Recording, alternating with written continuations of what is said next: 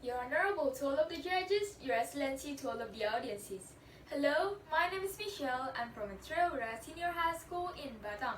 Today, I would like to deliver a speech about how to integrate climate change goals to developing economies.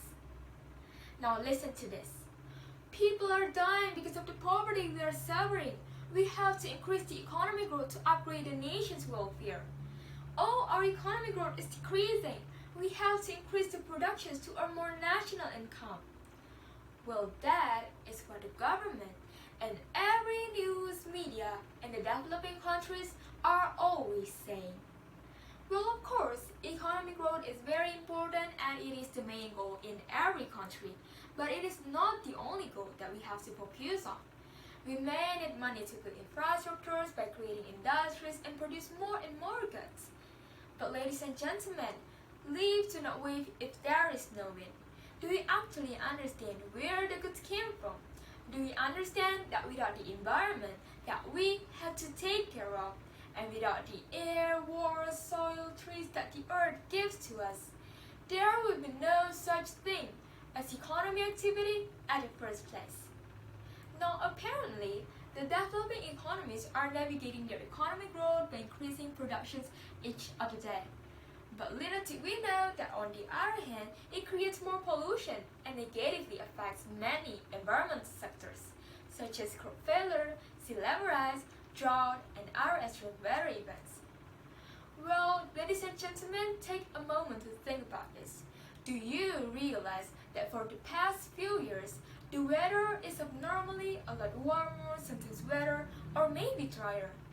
Well, you see, in our country as well, in Indonesia, we are at a point where we have to move our capital city to Kalimantan because Jakarta is sinking. All thanks to the melting glaciers that increase the sea level rise. And all of those are the effect of the global warming that are happening right now and were caused by the human economy activities. Well, imagine when our economies are already struggling and developing, there's still climate change problems to deal with. In this case, developing countries are the most impacted by climate change and the least able to afford its consequences. So the question is, how do developing countries prioritize two different activities at the same time? How do we solve economy and social environmental issues in such a short amount of time and cash? So here I want to tell you all the way for the developing countries to increase their economic growth and at the same time still contributing to the global climate change goals. Firstly, we can learn to tell the people around us about how real climate change is. We can tell them that climate change is not only words about the change of the weather, but also a real thing about numerous wildlife and aquatic life, where the fish are also struggling because of low oxygen. More damage to the wildlife when the drought happens and causes wildfires. That could make the animals lose their habitats, which leads to the decreasing of our food supply. So ladies and gentlemen, we have our mobile phones, we have social media. We can use that as a platform for us to share those information worldwide. We can repost it or make a hashtag on Twitter like hashtag stop global warming, hashtag save the earth day. And then as a student, we can also hold a reducing plastic event and start bringing our own lunchbox to school. We can invite our parents to use the recycle bag when they go shopping in the mall. Hopefully, our little actions could attract people to do the same thing.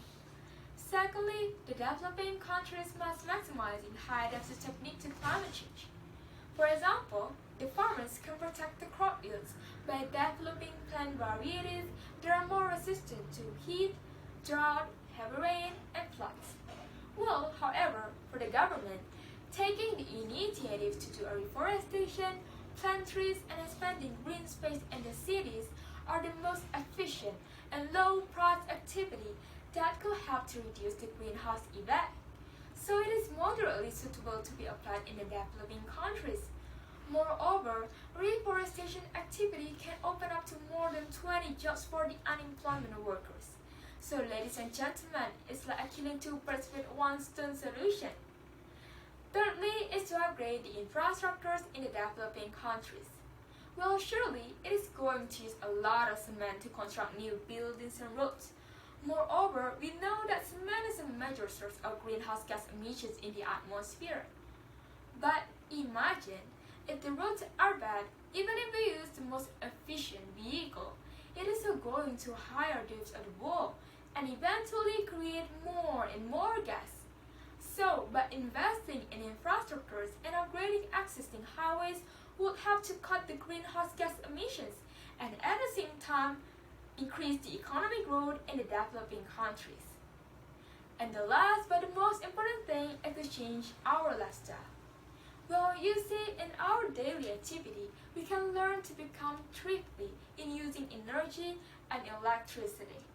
And I can give you so many ways to do that. For example, we can turn off the television when we are not watching it. We can turn off the lamp and use the sunshine instead in the afternoon. And then we can also buy refrigerators or air conditioners that are more energy efficient. And for sometimes we can also make compost by using food scraps on our own at home. And let me tell you something, that those activities would help to reduce our overspending attitude towards fossil fuels. Besides, we can also take care of the environment by going to the workplace or to school, using public transportation, or by biking to reduce the pollution. And then we can also buy cars that will last the longest and have the least impact on the environment. And finally, the easiest thing that the government and the masses can do together is to hold and participate in a car-free day. So ladies and gentlemen, one thing while we are at it, climate change is not only an environmental problem, but also impacts a lot in the economic growth of the world. It can happen directly or indirectly, but whatever it is, developing countries definitely always have ways to contribute to the global initiative of curbing the effect of climate change. Now, ladies and gentlemen, before closing my speech, I would like to quote from a Raven line that Mr. Barack Obama once said. We are the first generation to feel the impact of climate change, and the last generation that can do something about it. That's all from me. I hope you learned something new. Thank you for the attention, everyone, and good morning.